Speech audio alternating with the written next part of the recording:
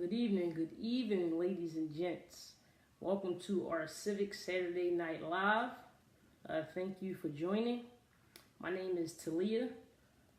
I am a socialpreneur, community organizer, activist, youth advocate, but I'm super passionate about community engagement, youth development, and in turn, for me, that has a lot to do with public policy. So thank you for joining in. And tonight, I just want to talk about this situation with Meek Mill, right? So I know a lot of you know recently Meek Mill was incarcerated. And since he's been home, he's been doing a lot of criminal justice reform activism. And apparently he's getting a lot of pushback. Folks saying that he's not a good candidate to be the face of the activism for criminal justice reform. But for me, he's a perfect candidate, right?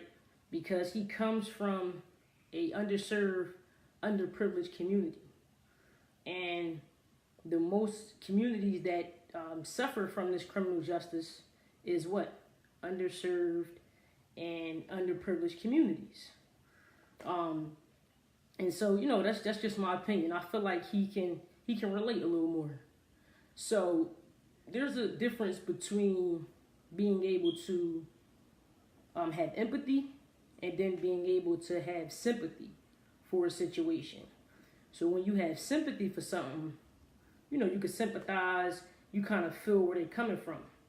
But when you sympathize, you actually understand because you know what that feeling feels like. You've been through that situation, right? So for me, those are the type of candidates that we need to advocate for our communities. And so that brings me to my point about our elected officials. These are the same type of elected officials that we should be looking for. Those who can not only sympathize, but can also empathize on what's going on, right? And so just to take a jump back to talking about the criminal justice reform and talking about criminal justice as a whole, we actually vote for a lot of these folks that are in these seats and that are in power when we talk about criminal justice. We vote for our judges, and they don't sit for 2 and 4 years like a lot of other elected officials. These folks sit for like 6 to 10 to sometimes 20 years. It all depends on the level of court that they're in, the judges, right? And so we also vote for our district attorney, which is obviously the defense office in every county when it comes to our criminal justice system. And we vote for our mayor. Our mayor is someone who oversees and has an influence on majority of the city agencies. So let's highlight Philadelphia, for example. Right now in Philadelphia, we have a super strong, progressive district attorney, Larry Krasner. Shout out to Larry Krasner. He's doing a lot of things in Philadelphia right now. One of the things that we have in play is called the no cash bill.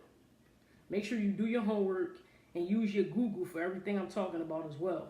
So the no cash bill basically allows you to, if a judge acquit you on a crime, you don't have to wait to post bail in order to be relieved from prison, and which happens in a lot of cases. And what does that do? That actually targets a specific demographic and also a specific social class, because I can be locked up, I can get arrested for something small as a small amount of marijuana, which they are actually legalizing in a lot of states, but in some states they aren't. So I can get arrested for this small amount of marijuana, and the judge can acquit me of this crime and say I'm a free person, but because I don't have the finances to post bail, then I still sit. That's unfair. That's not just. So right now in Philadelphia, we do have something called the no cash bill. And so how did we get there? Because we went out and we voted for this specific district attorney, right?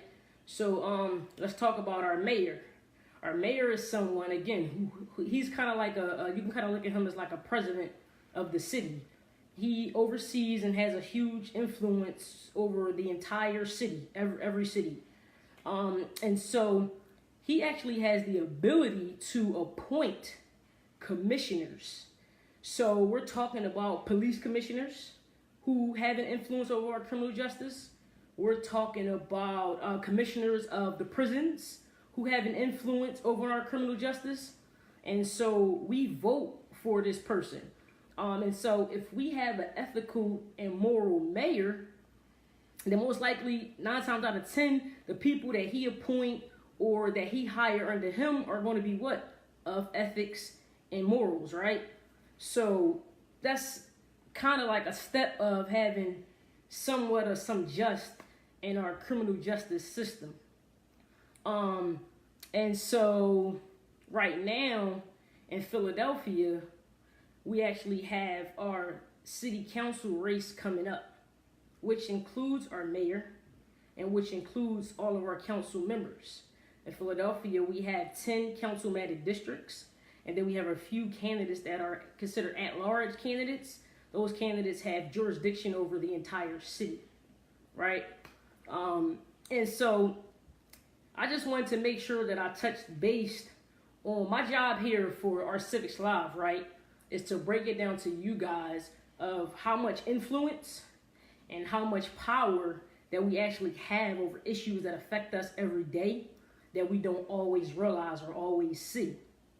You know what I mean? So this is, and one last takeaway, because you guys know I don't like to keep y'all alone. So one last takeaway is when we say politics are local, that's because these elected officials that I just mentioned, your mayor, your district attorney, criminal justice, this affects us directly in our immediate community.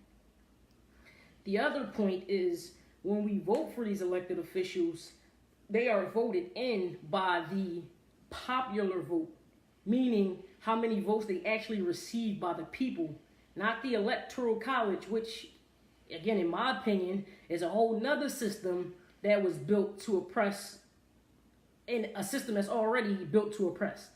You know what I mean? So, just want to make sure I keep bringing you guys issues and situations on how, like, your vote does matter. Every election does count. And it's important, man. It's important. And one last thing I kind of want to leave you guys with is we got to have people on the inside, man. You know what I mean? Like, we had to have people on the inside. We know that this justice system, criminal justice system, wasn't built for people that look like us or people that come from where we come from. So how do you reform it? How do you improve it? Well, you have people, on the outside, the voters and all of us, but then we need people on the inside. So we need more people, more police officers, more DAs, more judges, more lawyers that actually come from these underserved and underprivileged communities. All right, so do all your homework.